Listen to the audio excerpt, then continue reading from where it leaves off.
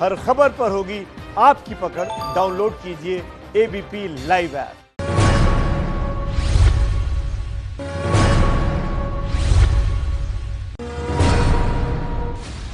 चौबीस घंटे में पहली बार कोरोना के नए केस 6000 से ज्यादा बढ़े। कुल मरीजों की तादाद 1,18,000 से ज्यादा। दिल्ली में कोरोना फैलने की रफ्तार तेज हुई। 24 घंटे में रिकॉर्ड 660 नए मरीज। कुल मरीज 12,000 के पार। प्रधानमंत्री मोदी ने तूफान प्रभावित पश्चिम बंगाल को 1,000 करोड़ की मदद का ऐलान किया। मृतकों के परिवार को 2 लाख और घायलों को 50,000 का मुआवजा। इससे पहले प्रधानमंत्री नरेंद्र मोदी ने पश्चिम बंगाल में उम्फुन तूफान से हुए नुकसान का जायजा लिया और मुख्यमंत्री ममता बनर्जी के साथ समीक्षा बैठक की। रिजर्व बैंक ने दी राहत की एक और किस्त। रेपो रेट 0.4% घटाकर 4% किया। कर्ज सस्ता होगा, महंगाई कम होने की उम्मीद। लॉकडाउन ने तोड़ी अर्थव्यवस्था की कमर। रिजर्व बैंक ने पहली बार कहा साल 2020-21 में नेगेटिव रहेगी देश की आर्थिक विकास दर। महाराष्ट्र की उद्धव सरकार के खिलाफ फडणवीस की अगुवाई में बीजेपी का काले मास्क पहनकर प्रदर्शन। मजदूरों और किसानों को 50,000 करोड़ के पैकेज की मांग। प्रवासियों की पलायन, अर्थव्यवस्था की हालत पर आज कांग्रेस अध्यक्ष सोनिया गांधी विपक्ष के नेताओं के साथ बैठक करेंगी। बैठक में 20 से ज्यादा राजनीतिक दल नजर आने वाले हैं। बैठक में बीएसपी, समाजवादी पार्टी और आम आदमी पार्टी शामिल नहीं होगी। राहुल गांधी बैठक में होंगे शामिल। इंडिगो एयरलाइंस ने 51 शहरों के लिए शुरू की बुकिंग। दोपहर 12:30 बजे से एयर इंडिया के टिकट भी बुक होंगे। स्पाइस जेट ने भी शुरू की बुकिंग। यूपी के सीएम योगी को हेल्पलाइन 112 पर अज्ञात शख्स ने दी जान से मारने की धमकी। लखनऊ के गोमती नगर थाने में केस दर्ज। मारुति सुजुकी ने दिया ग्राहकों को ऑफर, अभी कार लो और 2 महीने बाद किश्त दो। कंपनी 90% तक फाइनेंसिंग को तैयार।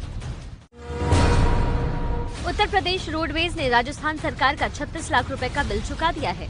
ये बिल राजस्थान सरकार ने कोटा में फंसे यूपी के छात्रों को वापस ले जाने के लिए यूपी रोडवेज को थमाया था।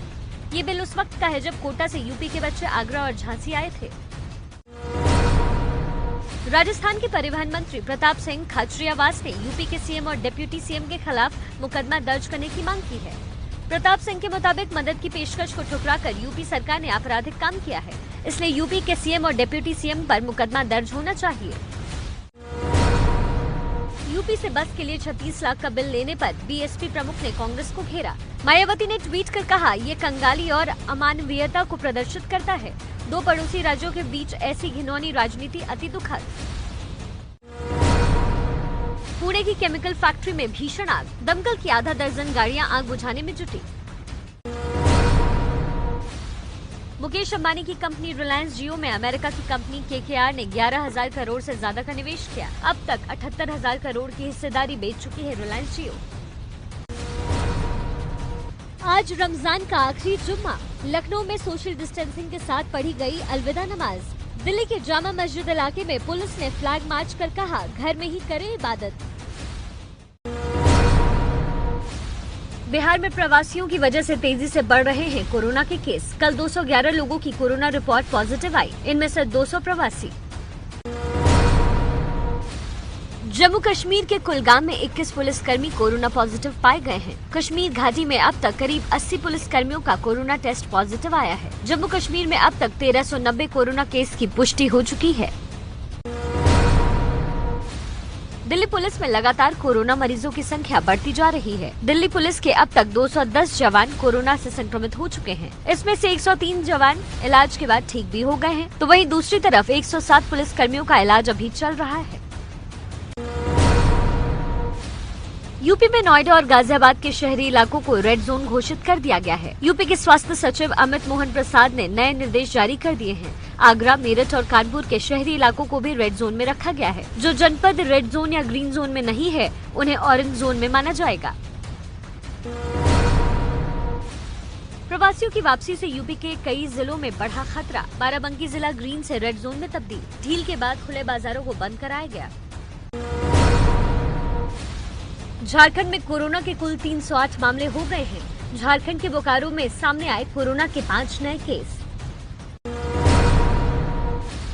ओडिशा में गांव वालों के विरोध से परेशान एक कैंसर मरीज की क्वारंटीन सेंटर में मौत हो गई। ओडिशा के गजपति के काशीनगर में रहने वाले कृष्णा कैंसर के मरीज थे। कृष्णा आंध्र प्रदेश के गोदावरी में रह रहे अपने बेटे के पास नहीं जा सके क्योंकि वहां स्थानीय लोगों ने विरोध किया। वापस लौटने पर काशीनगर के गाँव वालों के विरोध के चलते कृष्णा को क्वारंटीन सेंटर में रहना पड़ा। इसी क्वारंटीन सेंटर में उनकी मौत हो गयी। एशिया के सबसे बड़े स्लम इलाके धारावी में सीआईएसएफ के जवानों की तैनाती की गई है। सरकार ने कोरोना संक्रमण को रोकने के लिए मुंबई में 9 जोन बनाए हैं। बताया जा रहा है कि धारावी के तर्ज पर सभी जोन्स में सीआईएसएफ के जवानों की तैनाती की जाएगी। मुंबई में कोरोना संक्रमित मरीजों का आंकड़ा 40,000 के करीब पहुँच गया है। महाराष्ट्र में आज से लॉकडाउन की नई गाइडलाइंस लागू। महाराष्ट्र को रेड और नॉन रेड जोन में बांटा गया। नॉन रेड जोन में खुली दुकानें। मुंबई में होगी शराब की होम डिलीवरी। बिहार के CM Nitish Kumar quarantine centre में मौजूद प्रवासियों से वीडियो कॉन्फ्रेंसिंग के जरिए सीधी बात करेंगे। 10 जिलों में हर 2 क्वारंटीन सेंटर में नीतीश बात करेंगे। उनको मिल रही सुविधाओं का जायजा लेंगे। देश भर में आज से काउंटर रेल टिकट की बुकिंग शुरू। 1,70,000 कॉमन सर्विस सेंटरों पर टिकट बुकिंग सुविधा बहाल की जाएगी। रेल मंत्रालय अगले 2-3 दिनों में रेलवे स्टेशन पर भी काउंटर टिकट की बुकिंग शुरू करने की तैयारी में है। मुंबई में रेलवे स्टेशन के टिकट आरक्षण केंद्र पर 1 जून से चलने वाली टिकटों की बुकिंग शुरू हो गई। क्योंकि ज्यादातर टिकटों की ऑनलाइन बुकिंग हो चुकी है, इसलिए काउंटर पर बहुत कम लोग नजर आए। रेलवे रिजर्वेशन काउंटर खुलने के बाद लोगों की लंबी कतार। दिल्ली के पहाड़गंज रिजर्वेशन काउंटर पर लोग सामाजिक दूरी बनाकर लगे कतार में। मेरठ में भी रेलवे रिजर्वेशन काउंटर खुले, लोगों की लंबी कतार लगी। पटना में रेलवे टिकट खरीदने के लिए कतार में जुटे लोग। लॉकडाउन के दौरान रेल सेवा ठप है, लेकिन आगे के लिए होने लगे हैं टिकट बुक। कोरोना काल में बड़ी लापरवाही। चंडीगढ़ से 2 ट्रकों में लोग पटना बाईपास के पास उतरे। रास्ते में स्क्रीनिंग नहीं, पुलिस प्रशासन ने नाम पता तक नहीं पूछा। बैंगलोर में कर्नाटक राज्य के अंदर ही अंदर चलने वाली ट्रेनें शुरू। बैंगलोर से बेलगाम के लिए ट्रेन को हरी झंडी। दूसरे राज्यों से यूपी पहुंचे 60 लाख प्रवासी। डिप्टी सीएम केशव मौर्य ने कहा, चुनौती से निपटने को तैयार। राज्य में रोज 7,000 टेस्ट, 75,000 बेड तैयार। आगरा लखनऊ एक्सप्रेसवे पर चलते ये प्रवासी अपने परिवारों के साथ पलायन करने के लिए मजबूर हैं। राजस्थान से बिहार के कटिहार जाने के लिए एक परिवार छोटे बच्चों और सामान को ठेले पर लाद कर निकल पड़ा है। कन्नौज में स्थानीय लोगों ने इस परिवार को रोका और उन्हें खाना खिलाया। वंदे भारत अभियान के तहत विदेशों में फंसे भारतीयों को लाने का काम जारी है। एयर इंडिया का एक विमान मलेशिया से अमृतसर पहुंचा। विमान में 95 नागरिकों को लाया गया है, जो पंजाब के अलग अलग शहरों से हैं। इन नागरिकों को अभी क्वारंटीन सेंटर में रखा जाएगा और मेडिकल जांच कराई जाएगी।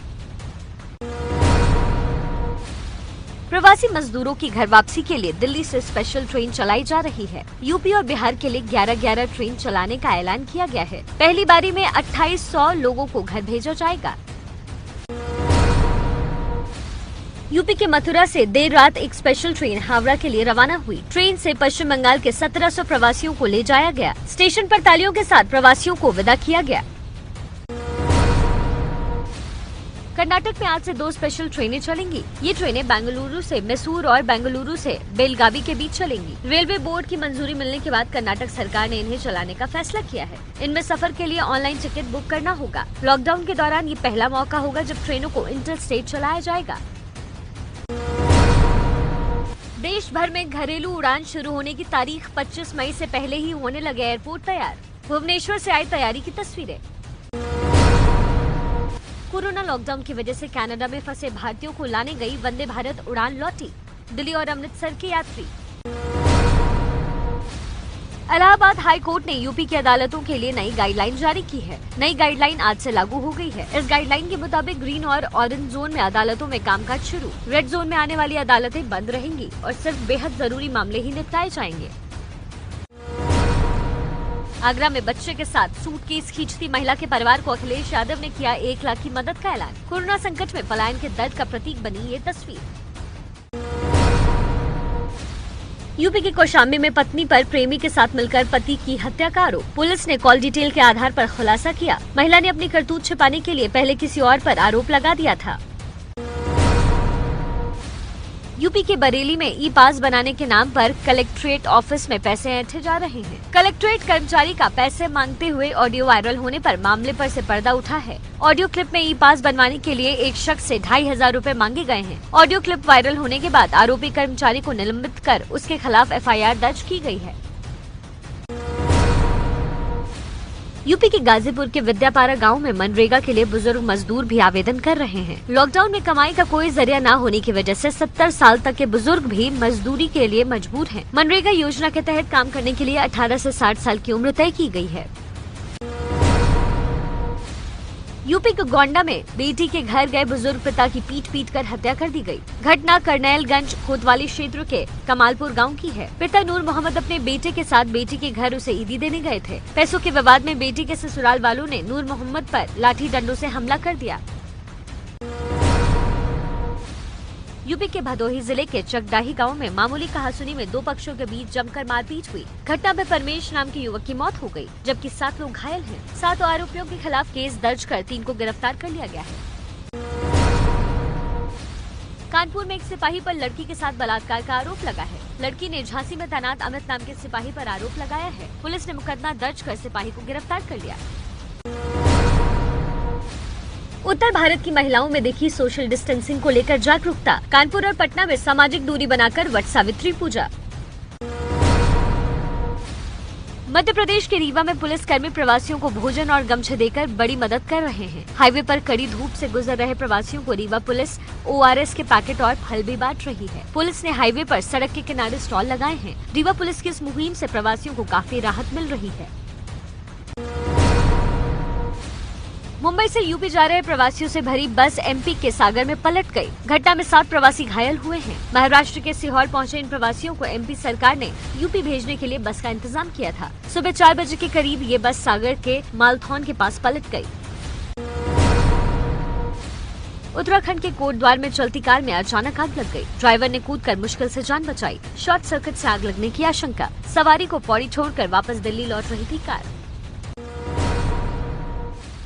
लॉकडाउन के बीच 1200 किलोमीटर साइकिल चलाकर अपने पिता को घर पहुंचाने वाली ज्योति को साइकिलिंग फेडरेशन का बुलावा आया है। फेडरेशन 13 साल की ज्योति को दिल्ली के इंदिरा गांधी स्टेडियम में बेस्ट साइकिलिस्ट बनाने के लिए ट्रायल का मौका दे रही है। जम्मू कश्मीर के पुंछ में श्रम विभाग ने निर्माण के काम से जुड़े मजदूरों के लिए कोरोना मदद की दूसरी किस्त जारी की है। पुंछ में 6000 मजदूरों के खाते में मदद की रकम पहुंचाई गई है। ये वो मजदूर हैं जो कि लेबर डिपार्टमेंट में रजिस्टर्ड हैं। इस संकट की घड़ी में मदद की राशि पहुंचाने पर मजदूर काफी खुश दिखे। महाराष्ट्र के नासिक में गाड़ियों के शोरूम खोलने की इजाजत सरकार ने दे दी है। 2 व्हीलर और 4 व्हीलर गाड़ियों के शोरूम खुलने से लोगों में खुशी है। शोरूम में पहुंचकर गाड़ी खरीदने के बारे में जानकारी लोग ले रहे हैं। लंबे समय बाद ग्राहकों के आने से शोरूम मालिकों ने भी राहत की सांस ली है। बिहार के कैमूर में बर्थडे पार्टी में फायरिंग के वायरल वीडियो पर पुलिस ने कार्रवाई की। फायरिंग करते दिख रहे दोनों आरोपियों को गिरफ्तार कर लिया गया है। फायरिंग वाली लाइसेंसी बंदूक भी जब्त कर ली गई है। लॉकडाउन के बीच लखनऊ के अजीज नगर में एक स्वास्थ्य कर्मी के घर में ही लूट हो गई। 2 बदमाशों ने एक मकान को निशाना बनाया और घर में मौजूद 2 बच्चों को बंधक बनाकर करीब 40 लाख रुपए लूट लिए। स्वास्थ्य कर्मी ड्यूटी पर था, जबकि पत्नी ब्यूटी पार्लर गई हुई थी। दिल्ली के कीर्ति नगर में चूना भट्टी के पास झुग्गियों में भीषण आग से 100 झुग्गियां जलकर राख हो गई। हादसे में किसी के घायल या हताहत होने की कोई खबर नहीं है। मौके पर पहुंची 29 फायर ब्रिगेड की गाड़ियों ने आग पर काबू पा लिया। आग लगने की वजह सिलेंडर फटना बताया जा रहा है। झारखंड के रजरप्पा के सिद्धपीठ मां छिन्नमस्तिका मंदिर में हवन और जप का आयोजन किया जा रहा है। ये हवन कोरोना महामारी से बचने के लिए किया गया। हवन के दौरान मंदिर के पुजारी ने सामाजिक दूरी का पालन किया। पंजाब के जालंधर में सिर्फ 6 बारातियों के साथ शादी करने पहुंचा दूल्हा जब अपनी दुल्हन को बुलेट पर लेकर लौटा तो रास्ते में जालंधर की पुलिस टीम ने उसे रोककर केक कटवाया। लॉकडाउन में बेहद सामान्य अंदाज में शादी करने पर इस जोड़े का पुलिस ने धन्यवाद भी किया। पटना में दिल्ली से आए कुछ मजदूर सड़क किनारे रोते दिखे। इनका कहना है कि ये भूखे हैं और पैदल औरंगाबाद जाना चाहते हैं, लेकिन पुलिस कोई मदद नहीं कर रही। दिल्ली में लॉकडाउन के दौरान बसों को मिली छूट और कई दफ्तरों के खुल जाने से अभी से लगने लगा जाम। कोरोना काल में ITO के पास भारी जाम की तस्वीरें।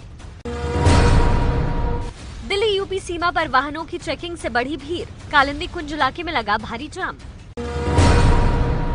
श्रीनगर में लॉकडाउन जारी है। सिर्फ लाल चौक और कुछ इलाकों में ईद के लिए थोड़ी राहत, बाकी इलाकों में बिना पास के आना जाना मना।